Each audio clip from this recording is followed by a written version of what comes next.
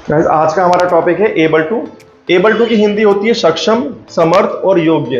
लेकिन जब इसमें हम टू लगा देते हैं तो यानी कि हम किसी काम को करने में जब अपने आप को सक्षम पाते हैं, योग्य पाते हैं, समर्थ पाते हैं। लेकिन देखा गया है कि इसके मोस्टली सेंटेंसेस जो होते हैं अराउंड 80% नेगेटिव बनते हैं। आपने भी कई बार जब एबल टू सुना है तो मोस्टली नेगेटिव में ही ज़्यादा सुना होगा। सिंपल भी बनता है, इसमें क्वेश्चंस भी आते हैं, बट मोस्टली नेगेटिव बोलने में आता है। आपने कई बार सुना होगा he is not able to play, she is not able to play, we are not able to go, he is not able to speak. तो यानी कि काम को नहीं कर पाना। तो मोस्टली अपनी जब आप वीकनेस बताते हो या फिर आप कुछ ये बता रहे हो कि यार ये तो मेरे बस की नहीं है, मैं कर ही नहीं पाता हूं, तो आप ये कह सकते हो कि हमारी भाषा में जो उसकी हिंदी निकल के आती है वो ये निकल के आती है कि जहां पर हम किसी काम को नहीं कर पाते हैं। जैसे कि यार वो सुबह जल्दी नहीं उठ पाता है, वो चल नहीं पाता है ना, वो खेल नहीं पाता है, मैं इंग्लिश नहीं बोल पाता हूँ, है ना, राहुल क्रिकेट नहीं खेल पाता है, वो बास्केटबॉल नहीं खेल पाता है, वो गाना नहीं गा पाती है, वो है ना जिम नहीं जा पाता है डेली।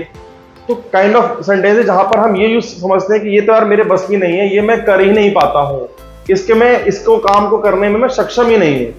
तो मैंने कुछ टेंसेस की हेल्प से इसको डिजाइन किया हुआ है। हालांकि इसमें टेंसेस के फॉर्मूले यूज नहीं होंगे, ये एक एडजेक्टिव है, इससे पहले हमेशा कुछ यूज होगा इज एम आर। इसमें जो वर्ब लगती है हमेशा वो होना ही लगती है।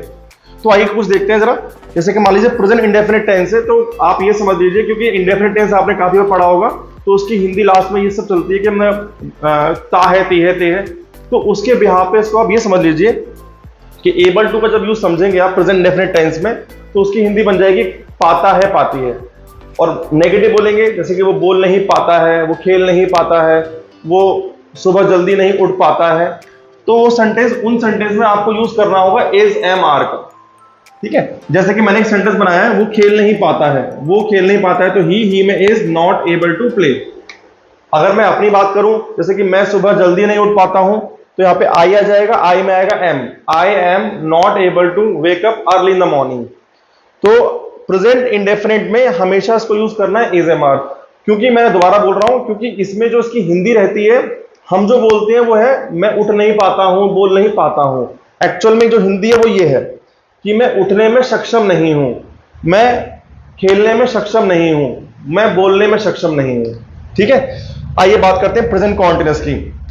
हमारी भाषा में वो खेल नहीं पा रहा है, यार वो चल नहीं पा रहा है, वो बोल नहीं पा रहा है, देख वो सुन भी नहीं पा रहा है ना, काम को नहीं कर पा रहा है। तो उसमें क्या होगा, आपको होना, जैसे मैंने कहा इसकी वर्ब है होना, तो आपको इज एम आर के साथ बी वर्ड का यूज करना होगा। बी में आएगा आईएनजी। ओके, तो जैसे कि वो खेल नहीं पा रहा है, मैंने सेंटेंस एक जैसा लिया हुआ है ताकि आपको डिफरेंस आप क्लियरली समझ में आ जाएगा। वो खेल नहीं पा रहा है, तो ही इज नॉट, बी में ING being able to play, वो खेल नहीं पा रहा है। जैसे कि मैं सुबह ऑफिस रोज नहीं जा पा रहा हूं, तो I am not being able to go to office daily. जैसे कि मैं आपकी प्रॉब्लम समझ नहीं पा रहा हूं, आई, यहां पे आई लगा देंगे, आई में आएगा M, I am not being able to understand your problem. आइए बात करते हैं प्रेजेंट परफेक्ट टेंस की, यानी कि ऐसे काम जिनको आप अभी तक नहीं कर पाए हो। जैसे कि वो खेल नहीं पाया है, वो बोल नहीं पाया है, हाँ, तुम मुझे बता नहीं पाए हो, ऑस्ट्रेलिया इंडिया को हरा नहीं पाई है, काम को नहीं कर पाए हैं। तो इसमें क्या होगा, पहले आएगा सब्जेक्ट, जैसे कि वो खेल नहीं पाया है, यहाँ सेंटेंस है, तो इसमें आएगा हैज ए के साथ थर्ड फॉर्म आती है, तो हैज ए में बी की जो थर्ड फॉर्म होती है बीन, तो he has not been able to play, वो खेल नहीं पाया है। जैसे कि ऑस्ट्रेलिया इंडिया को हरा नहीं पाई है, तो ऑस्ट्रेलिया टीम है, तो Australia have not been able to defeat India. तो आई होप समझ में आ गया होगा। इसका पास्ट और जो फ्यूचर का पार्ट है मैं अपनी नेक्स्ट वीडियो में कवर करूंगा। Thank you very much.